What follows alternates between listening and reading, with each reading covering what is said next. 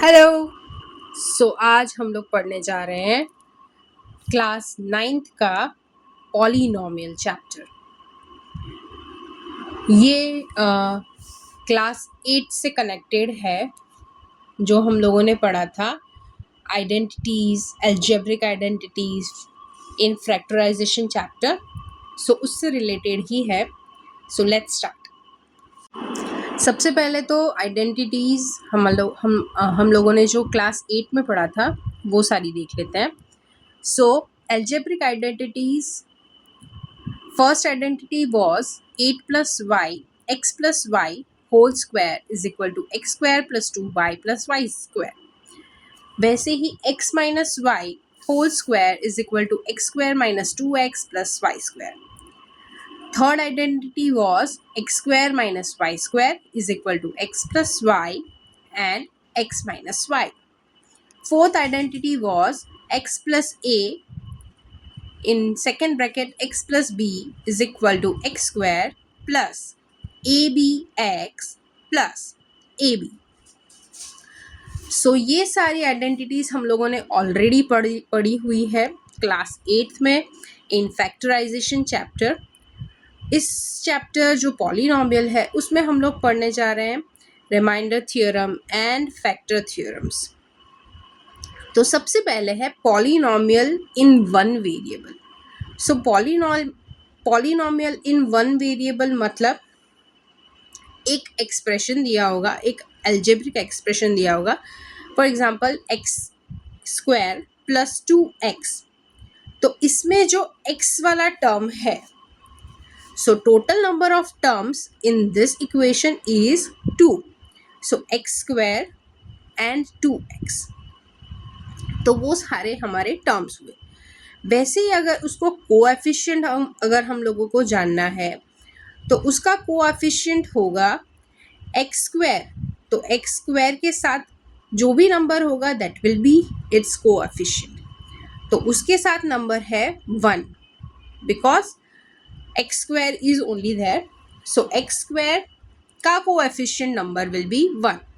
वैसे ही 2x है तो 2 is the coefficient of x। Coefficient मतलब x के साथ जो भी वैल्यू आपकी जुड़ी हुई है, जो भी मल्टीप्लिकेशन है, that is known as coefficient. Okay.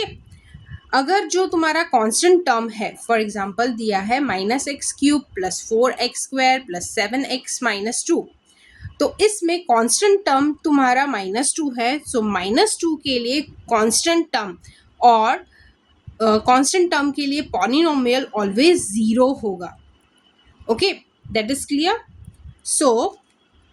Coefficient value मतलब x के साथ जो भी वैल्यू है that is your coefficient value.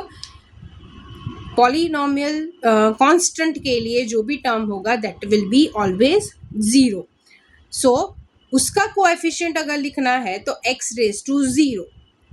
Okay, x अगर कोई भी जो हमारा वैल्यू है उसका अगर रेज टू 0 करे that means it's 1. Constant term of polynomial will be 0 polynomial. If the value in a polynomial is x, we may denote the polynomial by px, qx और rx। अब आप लोगों को जो पॉलिनोमियल दिया होगा उसको हम लोग px के फॉर्म में लिख सकते हैं, qx के फॉर्म में लिख सकते हैं और rx के फॉर्म में लिख सकते हैं। Next topic is the degree of polynomial. Degree of polynomial मतलब एक इक्वेशन दिया होगा, for example 3x raise to 7 minus 4x raise to 6 plus x plus 9। तो इसमें x के जो वैल्यू है x raise to 7 is the maximum value. पूरे इक्वेशन में जो भी आपका मैक्सिमम वैल्यू होगा that will be the degree of your polynomial.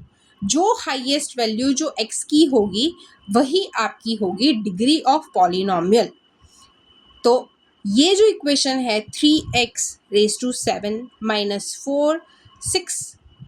4x raise to 6 plus x plus 9, तो इसमें x raise to 7, so x की वैल्यू 7 है. So the highest value of the polynomial is known as the degree of polynomial.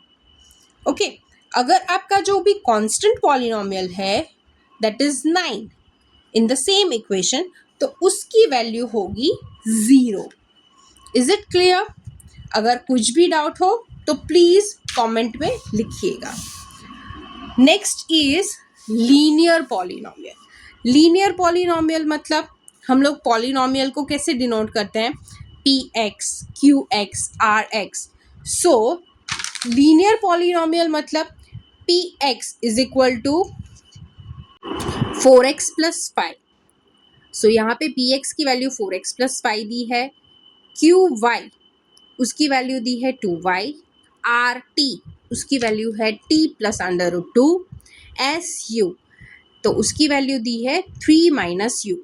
अब linear polynomial मतलब उसकी degree always 1 होगी, मतलब x की जो रेज टू पावर होगा वो ऑलवेज क्या होगा?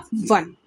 x हो, y हो या कोई भी आइडेंटिटी हो, तो उसकी वैल्यू ऑलवेज, उसकी degree of value will be always 1.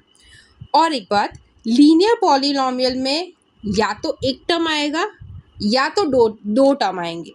तो आप ऊपर एग्जाम्पल में देख सकते हो कि px, qy, rt and su उसमें सिंगल टर्म भी है और डबल टर्म भी है. सो लीनियर पॉलिनोमियल में मोस्टली 2 टर्म वैल्यू या 1 टर्म वैल्यू होगी और degree of polynomial will be always 1. अब है क्वाड्रेटिक पॉलिनोमियल और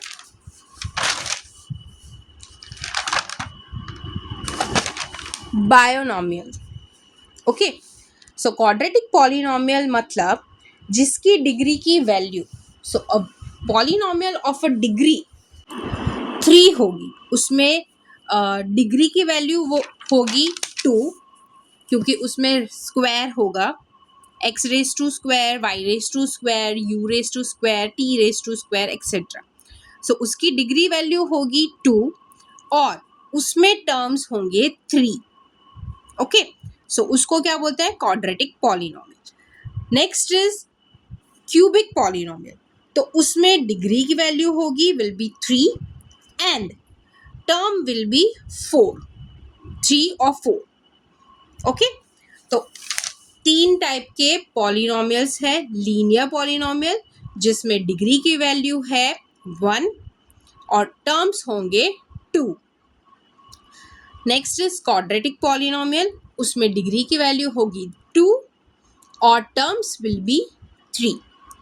next is degree of polynomial 3 होगी, इसलिए उसको क्या बोलते हैं? Cubic polynomial and term will be 4. I hope यहाँ तक आपको समझ में आ गया होगा. अब हम लोग बढ़ रहे हैं उसकी एक्सरसाइज में नेक्स्ट वीडियो में. अगर आपको यहाँ तक समझ में आ गया होगा, so please subscribe my channel and please share this video to your friends. Thank you.